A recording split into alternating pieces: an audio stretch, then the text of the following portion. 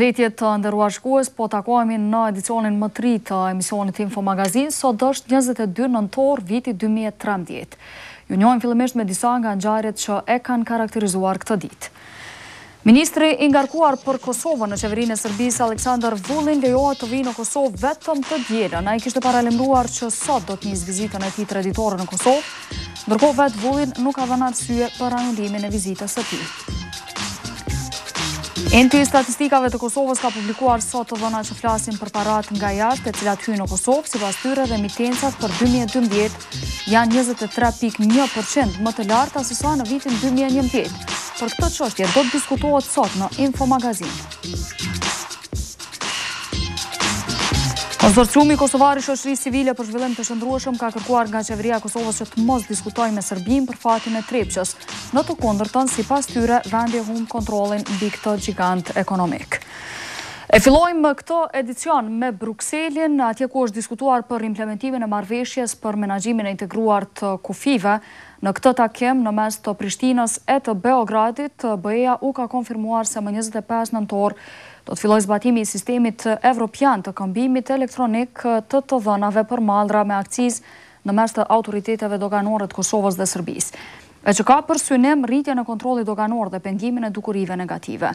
Bashkimi Evropian ka theksuar në veçanti rëndësinë e pjesëmarrjes në organizatat rajonale nga fusha e sigurisë dhe ftesa që Kosova të marrë pjesë në takimin e organizatës marri në muajin dhjetor u konsiderua si hap përpara në këtë drejtim. E kufit e shtetit të Kosovës nuk u lejua që sot t'i kaloj ministri pa portofol në qeverinë e Serbisë, Aleksandar Vullin. Ai në fakt kishte paralajmëruar për sot që të nisë vizitën traditore në Kosovë me takimin në Shtrpce. Mirë po sipas policisë së Kosovës, atij i është dhënë leja që të hyjë në vend vetëm të dielën.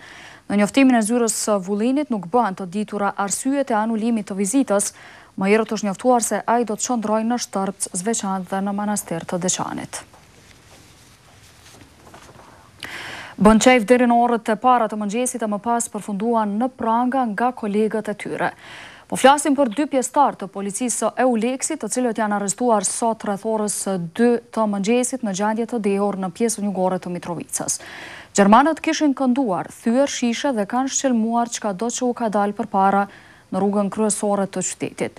Pas këtyre sjelljeve, ata që të dy ishin marrë nga policët kosovarë janë dërguar në stacionin e policisë. Aty janë mbajtur derisa janë njoftuar reprorët e tyre e më pas janë liruar. Zëdhënësi i misionit evropian në Kosovë, Blerim Krasniqi, ka thënë se janë në dieni për incidentin dhe është duke bërë përpjekje për të kuptuar detajet dhe rrethanat në të cilat ndodhi incidenti. Ndërkohë, puna e policisë së Kosovës që kanë bërë në ditën e zgjedhjeve në pra më 3 nëntor në veri të Mitrovicës është vlerësuar mesatarisht. Kështu thuhet në raportin që ka pranuar Komisioni për Punë të Brendshme, Siguri dhe Mbikëqyrje e Forcës së Sigurisë së Kosovës nga Ministria e Punëve të Brendshme përmes policisë. Kryetari i Komisionit Ahmet Isufi nga AAK-ja ka thënë se raportin e kanë pranuar me vonesë pasi që në kërkesën e tyre ka qenë qartë e thënë se informata duhet të sillet para 17 nëntorit, me që janë kërkuar edhe masat të cilat do të ndërmerren në këtë datë në mënyrë që të mos përsëriten aktet të cilat kanë ndodhur në pjesën veriore të Kosovës. Megjithatë, Isufi ka thënë se vlerësimi i përgjithshëm i situatës së sigurisë në nivel vendi ka qenë mesatar për zgjedhjet e 3 nëntorit, gjë që e ka konsideruar se është dashur të jetë i shkallës së lartë, pasi që sipas tij duhet të ndërmerreshin të gjitha masat në mënyrë që të mos lejojë askush që të prish rendin dhe sigurinë publike. Edhe Recep Selimi nga lëvizja vetëvendosje ka thënë se duke lexuar në momentet e tanishme, pra në momentin kur e ka marrë raportin, del se vlerësimi i përgjithshëm që kanë bërë ka qenë mesatar dhe nuk do të duhej të ishte kështu sipas tij. Ndryshe nga të tjerët, Fatmir Xhelili nga Partia Demokratike e ka lavdruar punën e policisë në përputhje me interesat e popullit dhe ato të shteteve mike.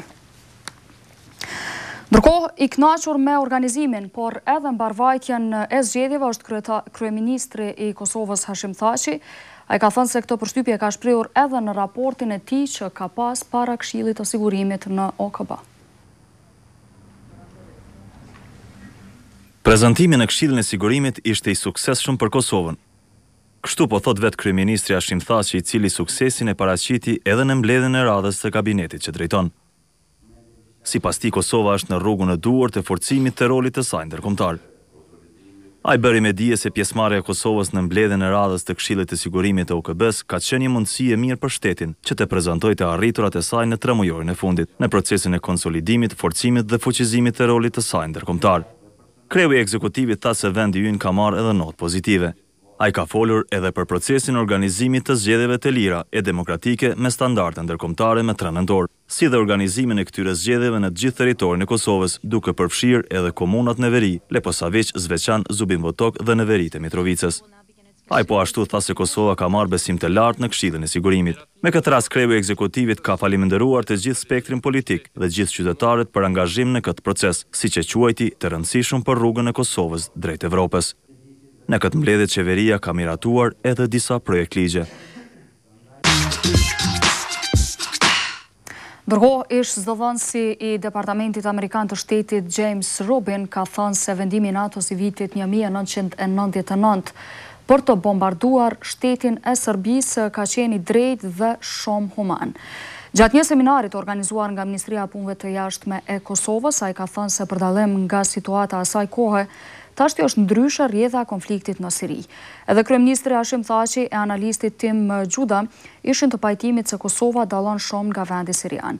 Sipas Thaçit, tani nuk diskutohet për ndërhyrjen në Siri, por se si të shkatrohen armët kimike në këtë vend. Mbi këtë çështje është folur edhe për refuzimin e Shqipërisë për shkatrimin e armëve në këtë vend. Rubin tha se refuzimi ishte një epizod shumë fatkeqe. Por sipas tij, amerikanët duhet të jenë të mençur e të kuptojnë se Kosova e Shqipëria janë 2 vende më pro-amerikane. Ai tha të mbetet me shpresë se punonësit në Departamentin Amerikan të mos ia zënë për të madhe Shqipërisë këtë vendim që mori para disa ditësh. E kreu i qeverisë kosovare, Hashim Thaçi, ka thënë se po të ishte në vendin e Ramës, do të vendoste se Kosova duke thënë se e kanë dëshmuar që mund të punojnë edhe në situata më të komplikuara. Ndërkaq tani do të shohim një temë tjetër e cila flet për remitencat në Kosovë, e që duket se kanë shënuar ngritje. Kështu s'paku u tha në një raport të entit të statistikave, i cili u prezantua sot, e që bën diferencën në mes të ardhurave nga jashtë në mes të vitit 2011 dhe 2012. E shohim kronikën dhe për këtë çështje do të flasim në studio me 2 të ftuarit e mi. Ekonomike të vendit tonë, po del se kanë shënuar rritje nga viti 2011 në 2012. Madje rritja e remitancave mes këtyre viteve në Kosovë është 23.1%. Këtë dhe të dhënat të tjera të premten i prezantoi Agjencia e Statistikave të Kosovës. Gjetje në rëndësi në këtë studim është se përqindja e familjeve që pranuan remitencën në vitin 2012 u zvoglua në krahasim me vitin 2011 për 2.6%. Por, shuma mesatare e të mira materiale që familjet pranuan ishte shumë më e lartë, duke bërë që edhe totali i remitencave të dërguara në Kosovë të jetë 23.1% më e lartë. Gjetje tjetër në rëndësi është se familjet pranuese të remitancave kanë kryefamiljar mesatërisht më të moshuar dhe më pak të arsimuar, se familjet jo pranuese. Ndërkohë që kryefamiljarët dhe anëtarët e rritur të familjeve të tyre ka nivel më të ulët të punësimit dhe pjesëmarrjes në tregun e punës. I pari i Bankës Qendrore në Kosovë, duke vënë parë rëndësinë e këtij burimi financues, është i kënaqur me të gjeturat që BÇK-ja ka për 2013-ën. Shuma e tyre mbrin dikon rreth 605 milion në fund vitit 2012, ndërsa sipas analizave dhe statistikave të cilat i grumbullon Banka Qendrore e Republikës së Kosovës, ky trend pozitiv vazhdon edhe në vitin 2013. Andrew Russell nga UNDP thekson një rëndësi tjetër të këtij studimi. Është shumë i rëndësishëm ky bashkëpunim me bashkëpunëtorët e Kosovës dhe është shumë e rëndësishme që udhëheqës të këtij studimi është Agjencia e Statistikave të Kosovës, për dallim nga vitet e mëhershme, pasi që edhe qëllimi ynë afatgjat është që në kornizat afatgjate tu lihen kompetenca udhëheqësve vendor. Studimi është përkrahur edhe nga projekti Angazhimi diasporës për zhvillim ekonomik, i implementuar bashkërisht nga Programi i Kombeve të Bashkuara për Zhvillim dhe Organizata Ndërkombëtare për Migrim me financimin e qeverisë së Finlandës.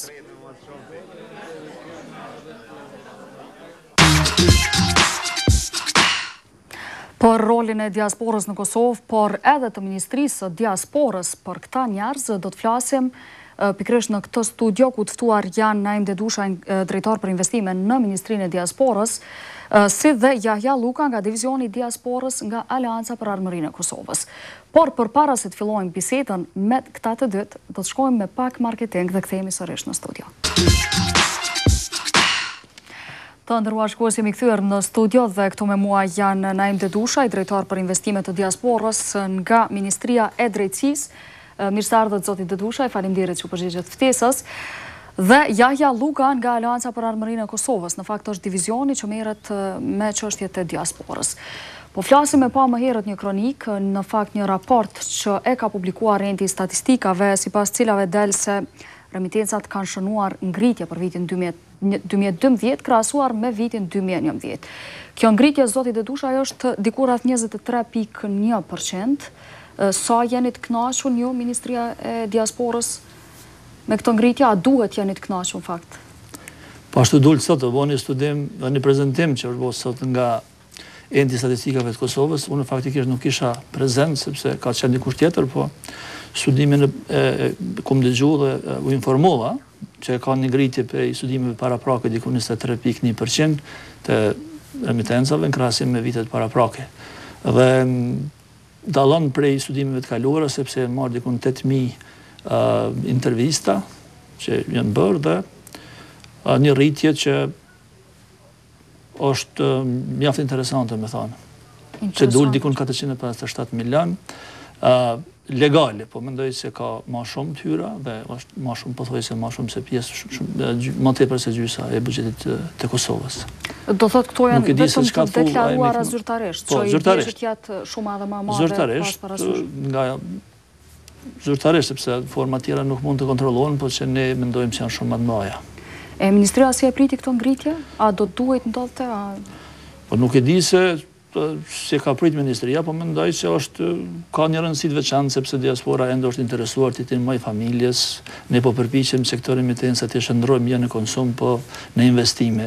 Bisedojmë edhe me ata mergjimtarët tanë, bashkëtarët tanë, cilët kanë kontribuar shumë për çështjen e Kosovës, që bisedojmë edhe me ta, po edhe me pranuesit që i marrin të këto të holla që një farë forme të përdorin për investimet e vogla, për ekonomi të vogël. Po, zoti Lluka, ju në fakt keni qenë një kritikues i madh i kësaj çështje. Dhe kjo ngritja prej 23.1%, po flasim gjithmonë për remitenca, në fakt të mira të ardhuna materiale, por jo për investime që bëhen në Kosovë. Investime direkte që mund të zhvillonin ekonominë e vendit. Si e vlerësoni ju, a do duhet që kjo të ndodhte kundërta? Ka qenë më mirë apo është në rregull që të ketë ngritje të remitencave? Me siguri që kjo është shumë e mirë, për shkak gjendjes sociale ekonomike në Kosovë, papunësia shumë e madhe që dihet. Qeveria aktuale nuk ka kriju perspektivë për qytetarët, mos thon për rininë e Kosovës, dhe kemi edhe largimin e rinisë, e cila ka qenë aktuale edhe këto ditë. Mirë, po Ministria kisha me thonë se nuk ka asnjë të mburët me këtë ngritje, se kjo është një vëdësim i mërgjimtarëve tonë dhe është mirë që është ngrit për arsye se qytetarët tonë do të kenë një mirëqenie më të mirë. Mirë, po duhet Ministria të punojë në krijimin e kushteve që këto dërgesat e qytetarëve tonë mos të harxhohen vetëm në malla dhe shërbime, por Ministria dhe komunat tona të krijojnë kushte për investime, për hapjen e vendeve të reja të punës, sepse dihet që ky, e tha edhe Naimi, që kjo është vetëm një pjesë, sepse këto janë shifra zyrtare, kryesisht prej Bankës Qendrore të Kosovës edhe prej respondentëve që është marrë, mirë, po shumë të holla tjera vinë për kanale tjera, nëpër miq, farefese, gjëra tjera të cilët lëvizin çdo herë në Kosovë. Në këtë raport thuhet që është ulje dhe harxhimi i mjeteve gjatë ardhjes së mërgjimtarëve tonë në Kosovë. Ne duhet t'i vjoshim mërgjimtarët tonë që të vinë dhe të shpenzojnë Kosovë për të mirën e familjarëve të tyre, por me ofertë speciale të qeverisë dhe të kanë çka të harxojnë. Edhe fëmijët e mërgjimtarëve tonë kur të vinë në Kosovë duhet të kenë normalisht mundësi që ta shohin Kosovën ashtu sikur që është. Unë mendoj që qeveria e Kosovës urgjentisht duhet krijojë në çdo komunë drejtori të diasporës, jo diku zyre, diku drejtori, dhe të krijohen zonat industriale, që t'ju krijohen kushte mërgjimtarëve tonë, që t'vijnë dhe t'investojnë. Ka kalu koha e solidaritetit, ka kalu koha e dhënave të mërgjimtarëve tonë, se ata kanë dhënë edhe më të shtrejtën jetën, kur është dash për Kosovën, mos flas për periudhën e mbajtjes së pushtetit paralel. Ne kemi mbajtur arsimin paralel me ndihmën e mërgjimtarëve, se s'kishim mujt me mbijetu kundër Serbisë në një periudhë kohore. Mirë po tash ajo periudhë ka përfundu dhe tani duhet t'i krijojmë kushte që mërgjimtarët tonë të vinë. Vështash sipas kësaj po i bën që po mbjetojmë në aspektin ekonomik, fal këtyre meqense se thamë që diku rreth gjysma e buxhetit të Kosovës vjen pikërisht nga diaspora. E përmendi zoti Lluka që Ministria ose më saktë qeveria do duhet krijonte kushte për investimin e tyre me oferta speciale. A keni pas ju zoti Dedushaj, çka konkretisht bën Ministria e Diasporës në terren për t'i bindur këta njerëz që të kthehen të investojnë në Kosovë? Ne natyrisht nuk jemi të kënaqur me ta çka bëhet, po është bërë mjaft për themelimit e ministrisë. Ne jemi shumë afër me ta dhe kemi bashkëbiseduar me ta dhe kemi motivuar ta që të vinë në Kosovë, jemi munduar që të hapim rrugë dhe kemi kërkuar në bazë të takimeve me ta, sepse unë njoh mjaft mirë diasporën, kam jetuar vetë në Shtetet Bashkuara të Amerikës dhe që 20 vite mirë me këtë punë njëjtë sikur edhe zoti Lluka.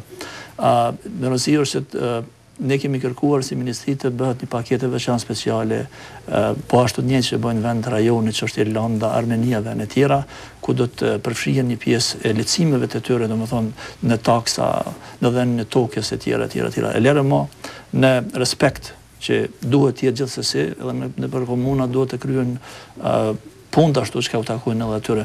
Pra ne jemi munduar në atë formën që jemi sa më afër tyre, të jemi një ulidhse në mes të afaristëve të diasporës dhe qeverisë së Kosovës, sepse besoj se çfarë ka qenë dhe qëllimi themelimit e Ministrisë së Diasporës, e sidomos departamentit për investimin. Deri me tani jemi këtu punuar në bazën e dhënave, sepse ne qeveria e Kosovës as e Shqipërisë nuk din ende sa janë mërgjimtar. Tani jemi të punuar në bazën e dhënave, që është në përfundim e sipër, dhe kemi dikun një evidencë, dikun 500 afarist nga diaspora kanë investuar në Kosovë, që mendoj 500 të tyre dhe mendoj se është numri më i madh i tyre. Çka është më rëndësi këtë vit, edhe strategjia është aprovuar, strategjia e diasporës, që është një strategji mjaft e mirë, besoj se edhe zoti Lluka ka pa, nëse ajo aprovohet, nëse ajo zbatohet, besoj se është një strategjitë më të mira të rajonit të mundshëm. Dhe ne zoti Lluka, falja, është e mirë kjo strategjia dhe është i mjaftueshëm numri prej 500 personave me investu në Kosovë? T'ju them një gjë, këto cifra që i thot kolegu im nuk e besoj që janë sakta, për arsye se nuk dihet as numri i sakt, ministria nuk ka numër të sakt të njerëzve që kanë investuar në Kosovë edhe njerëzve që janë të interesuar të vinë në Kosovë. Mos flas që ministria, qeveria e Kosovës nuk e ka bërë regjistrimin e mërgjimtarëve tonë. Prandaj edhe na sot dalim në Kosovë më shumë votues se sa qytetarë që jemi. Kjo është këtë dukuri e këtyre lojnave. Jo, ne kemi numrat e sakt, kemi databazën dhe numri do të rritet për çdo ditë, por rritet më shumë. Domethënë janë me emra të firmave, me regjistrim, me vendi ku veprojnë, a janë prodhues me profile të ndara dhe krejt. Domethënë nuk ja folim ndër, por është e vërtet. Nuk është kjo që duhet më livdu për diçka apo të rritim dikan, por kjo është e vërtet, domethënë foli se kjo është punë e imja. Dhe nëse zoti Lluka do të marrë me panë, vjen i shef gjithë janë aty dhe sa i përket afaristëve tjerë sa janë në përbot, ende s'është bërë regjistrimi, është e vërtet. Tani do të fillojmë me regjistrimin e popullsisë, me regjistrimin e mërgatës dhe njëjtën kohë do të jetë edhe formulari i veçantë për regjistrimin e afaristëve tjerë. Ndoshta më thonë se këtë vit kemi filluar me rretizimin e bizneseve të diasporës, që është një punë e shkëlqyeshme.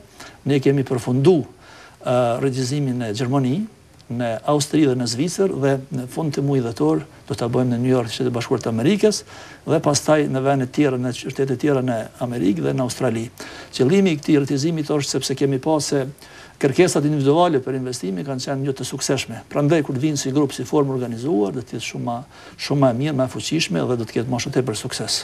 Po zoti Lluka, ju merreni moti me këtë çështje, na tha diku rreth 20 vjet apo me punën e mërgatës. Nga viti 90 unë nuk kam jetu asnjëherë jashtë, po për shkak punës që kemi bërë si shoqat për kthimin e shqiptarëve, që nga viti 90 i kemi kushtuar rëndësi të posaçme kthimit të shqiptarëve të shpërngulur gjatë periudhave të ndryshme kohore. Edhe çka po ndodh tash? Në fakt më duket kemi situatë tjetër, jo që po kthehen, po është rrit dëshira për të shku. E thash më herët, dëshira për shku është mos perspektiva e rinisë, e cila e ka dhënë gjën më të vlefshme ndoshta shumica edhe jetën. për këtë liri, nërsa sot nuk ka perspektivë. Unë kishë mas qenë shumë i gëzushëm që këto 500 firma t'jenë sukseshme, edhe t'ju hapin venda për këtë rini dhe mos s'ka nevojë më shku në Hungari, në Francë, ku diun, edhe t'jetojnë ndër një urë në Francë, si e keni pa këtë ditë për shembull, është për Kosovën, është tragjedi. Edhe nëse 500 firma hapin vetëm ka 10 venda, 3 punës për këtë rini, unë sikur qeverit isha sot, apo kryetari komunës e kisha liru prej krejt mundësive që kanë tatime, ngarkesa tjera doganore, ngarkesa komunale, pse jo?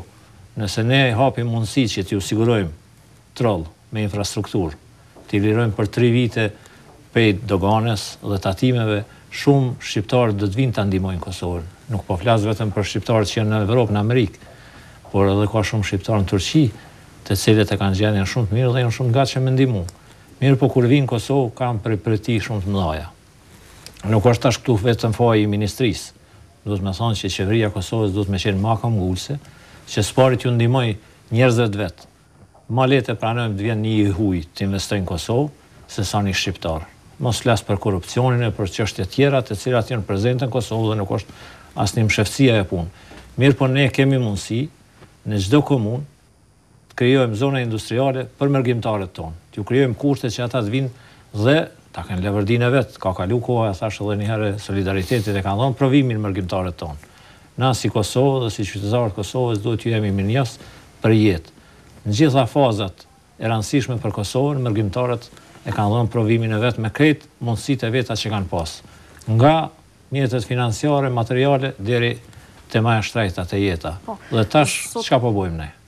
Zoti Dedushaj, a janë suksesshme këto firma, me qenë se përmendi zoti Lluka, sa a i përcjellni këto 500 firma që po thoni ju që janë hapë? Ne jemi në kontakte të përhershme me ta, ka lloj-lloj aferistëve, biznise që kanë investu, ka në privatizim, ka në prodhim.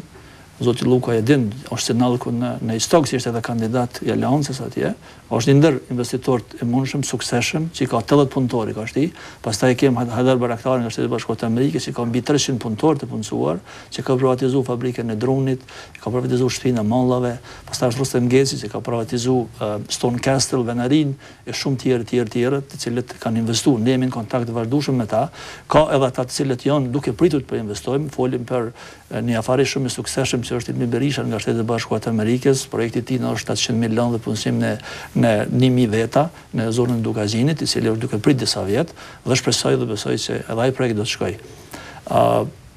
Kjo është ajo, domethënë, që ne jemi në vazhdimsi në kontakte. Për këtyre lehtësirave që po i përmendim në të bërit biznes në Kosovë, çka i ofrohen konkretisht? Këtë vit ne kishim një takimin e parë e bizniseve që kanë investuar në Kosovë, ku ka qenë i ftuar edhe zoti Lluka, nuk ka ardhur, në istog ka qenë.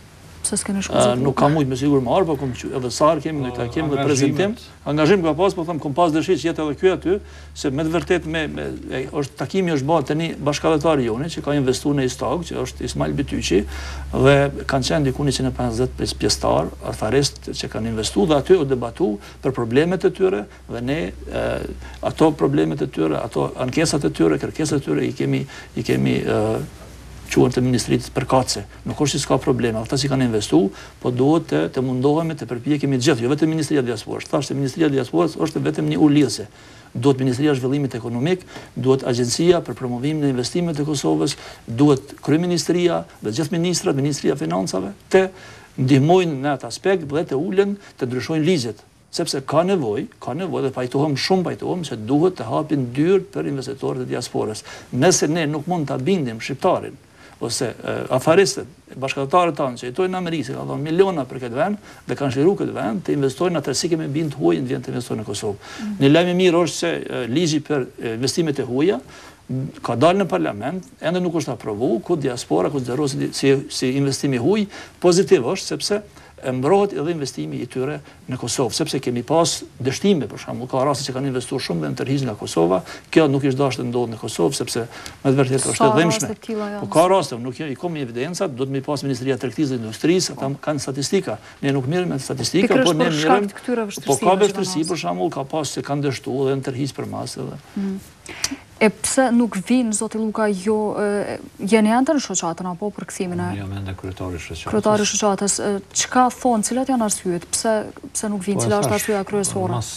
Pikë pari është mosmundësia e ardhjes dhe sigurimi i drejt për drejt në qasjen në vendin ku ata mendojnë. Shumë komuna nuk i presin mirë, shumë lëvdohemi ne sa dalim televizion, po nuk po du të ashtu me thonë komuna e kësaj partia po asaj, mirë po mërgjimtarët tonë shpesh herë nuk pritin ashtu si e meritojnë, nuk ju kryhen detyrat dhe obligimet që kemi ndaj tyre, se ata janë qytetarët Kosovës, kur po di me ja u vjedh votën, shumë mirë po na vjen. Po kur duhet me ja kry një punë, atëre pak ma ndryshe pi shikojmë, e asnjëherë deri në kohën para 5-6 viteve, se një nështë pak ma shumë, dërgesat e mërgjimtarëve tonë as që janë diskutu, sepse ne kemi pas dërgesa dhe mas mëdhaja. Po për shkak të krizës globale, kjo ka ra vit pas viti, mirë është tash që ka fillu murit, mirë po unë po thomë se shqiptarët janë shumë të gatshëm me ardhur me investu, por na duhet ju krijojmë kushte. Pikë pari duhet ndrohen shumë ligje në Kosovë. Po janë nisi prej ligjit për diasporën dhe mërgatën. Një ligj me 18 nene, i cili dëshiron me institucionalizu organizimin e diasporës, është abnormale me 18 nene, të cilat ndoshta gjysa për tyne nuk kanë sot absolut asnjë farë lidhje me diasporën, as me mërgatën, apo më çak mendimi jem është që me këtë ligj kërkohet krijohet edhe një parti tjetër, sepse na nuk mundem parti tjetër, se nëse kryeministri e cakton drejtorin e qendrës kulturore, nëse marrim antarësi prej tyne, kemi marrë prej mërgjimtarëve antarësi na që 30 vjet po flas kështu, ka mbaru koha e asaj, na duhet si shtet, si qeverit ju krijojmë kushte që qendrat kulturore të jenë vend ku do të bëhen shqiptarët dhe do ta krijojnë pikën e takimit dhe zhvillimit të kulturës, rrugës gjuhës e çështjeve tjera. Jo tash marrim na parë ende prej tyne dhe me parët tyne t'ju krijojmë mundësi. Kjo është ligji. Do të ta zgjedhim drejtorin e qendrës kulturës, Naim e din më mirë, prej aty ku është njeriu i cili i njeh krejt mërgjimtarët. Jo na ta dërgojmë tash unë partisë time, Naimit partisë vet, edhe çka është kjo? Nuk është institucionalizim i diasporës. Ne e kem kërku institucionalizimin, organizimin institucional të diasporës para 20 vjetëve të presidenti historik Ibrahim Rugova. Kanë qenë rrethana dhe kushte tjera që është dashur grumbullohen mjete dhe fonde për organizim dhe jetë në Kosovë. Ndoshta ka qenë e kuptueshme.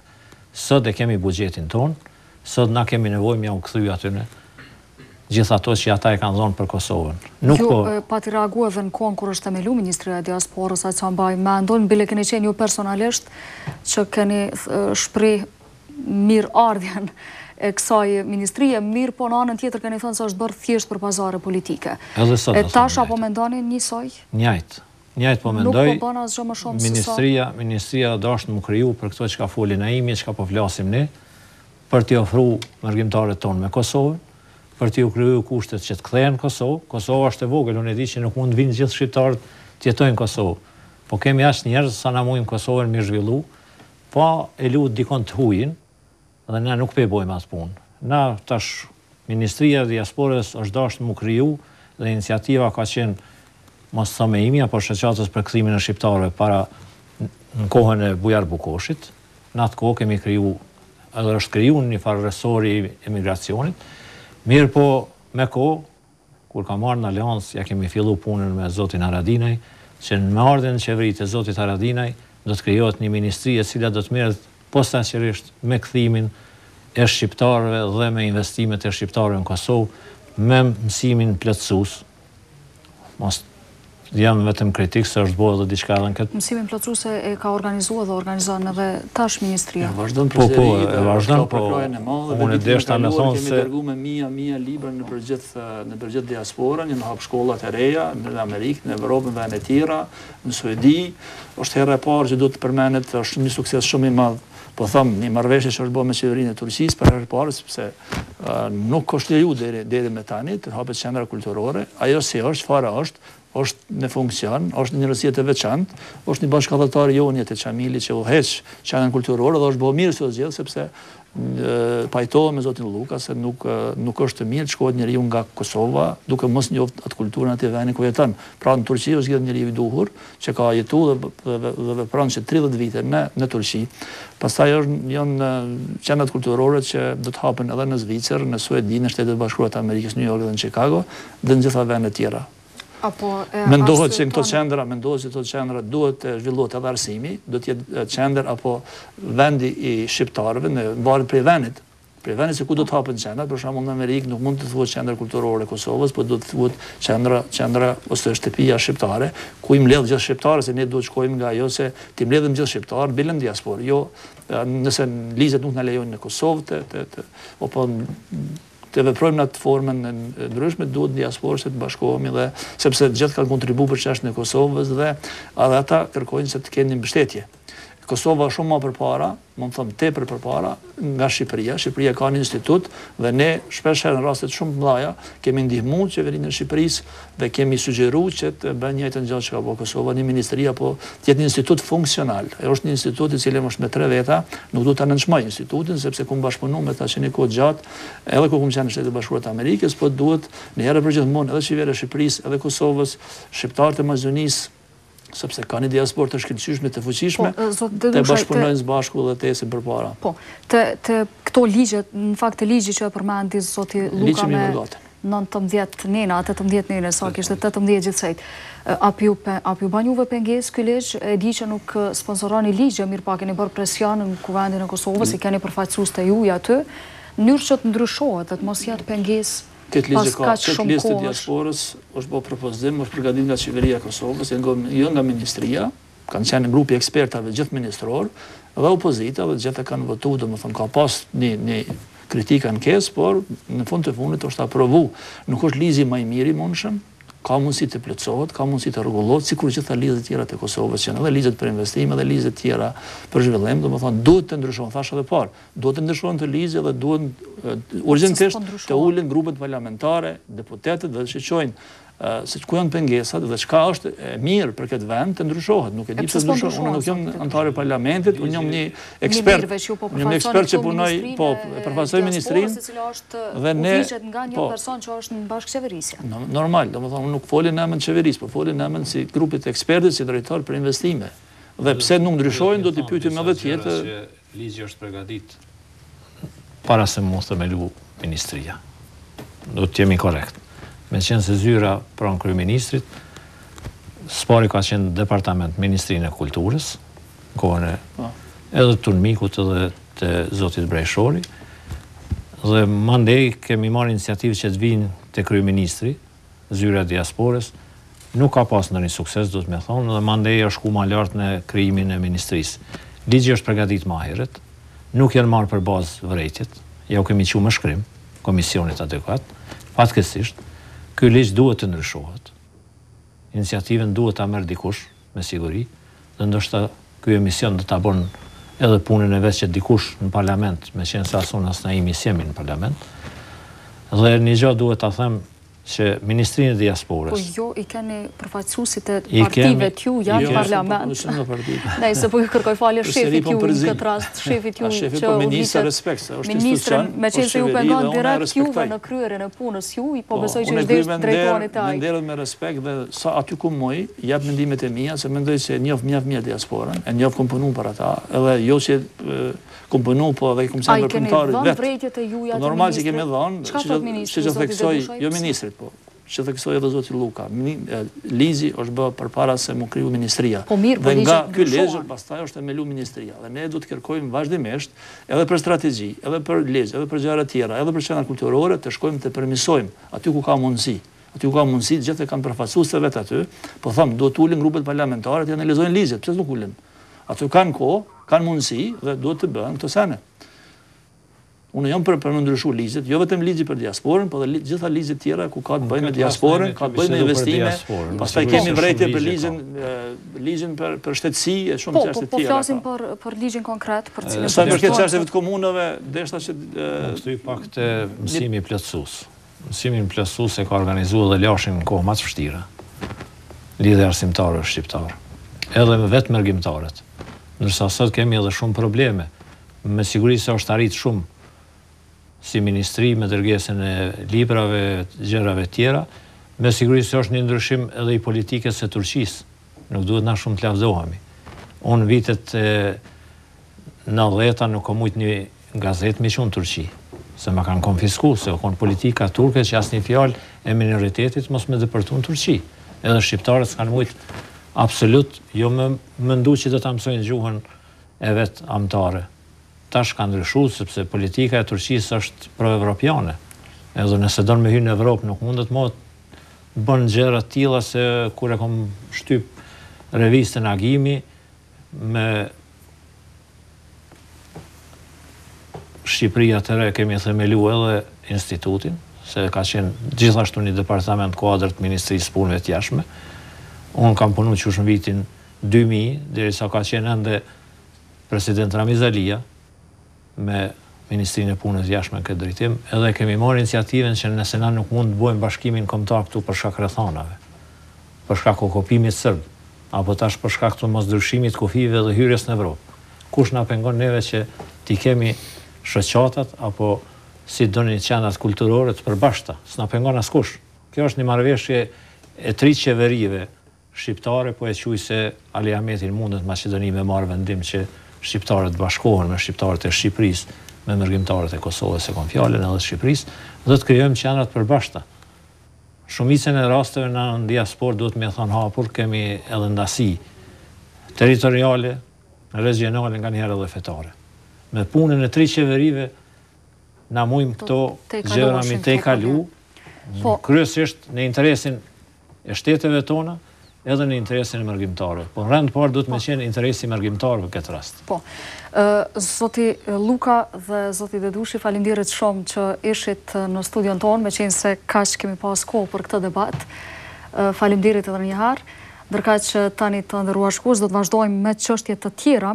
Në fakt do të flasim edhe pak për qeverinë e Kosovës, por për një ankesë që dikush ose kërkesë më saktë ta quaj, që dikush e ka drejtuar në adresë të qeverisë. Po kërkohet që Kosova të mos diskutojë me Serbinë për çështjen e Trepçës. Ne ndjekim kronikën vazhdim dhe i mësojmë detaje tjera. Kosova e Serbia të mos diskutojnë për Trepçën.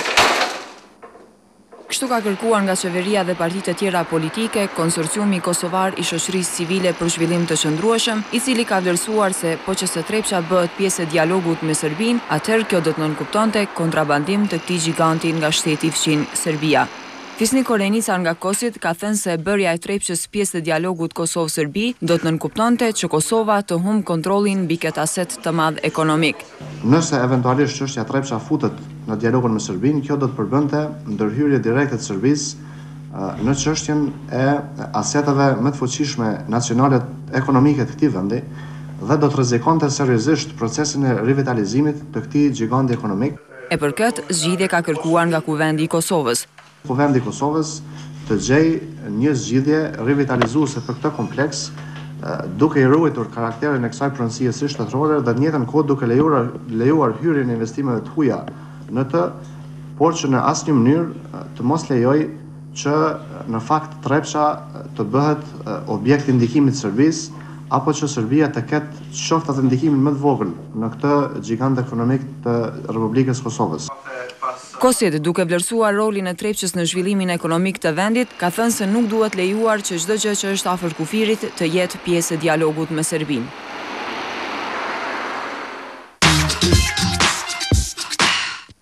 Një panel i gjykatësve të Euleksit ka publikuar sot akt vendimin me cilin zgjatet paraburgimi për 7 nga 15 akuzuarit për krime lufte, të njohur si grupi i Drenicës. Në mesin e të akuzuarve janë ish komandantët të UÇK-s Sulejman Selimi e Sami Lushtaku. Sabit Geci dhe Ismet Haxha ndodhen gjithashtu në Borg, ndërka 6 të tjerë, në mesin e cilve janë edhe kryetari i Drenasit Nejat Demaku si dhe deputeti Fadil Demaku, po ashtu të akuzuar në këtë grup do të vazhdojnë të mbrohen në liri. Që të gjithë këta dyshohen për vepra penale të krimeve të luftës kundër popullatës civile që supozohen të jenë kryer në një qendër paraburgimit të UÇK-s në Likos në vitin 1998. Avokati i Lushtakut Arian Koci ka quajtur këtë akt vendim në fakt skandaloz dhe ka paralajmëruar se do të bëjë ankesë brenda 24 orësh. Ndërkaq Tom Gashi, mbrojtës i ambasadorit Selimi, ka thënë se ky akt vendim i gjykatësve të EULEX-it është jo ligjor dhe fyes përresh ushtarët e UÇK-s. Bastisja e zyrës dhe e shtëpisë së gazetarit Naim Zekës ka bërë që producentja e emisionit pa rrotlla, si dhe disa avokatë reagojnë lidhur me këtë rast.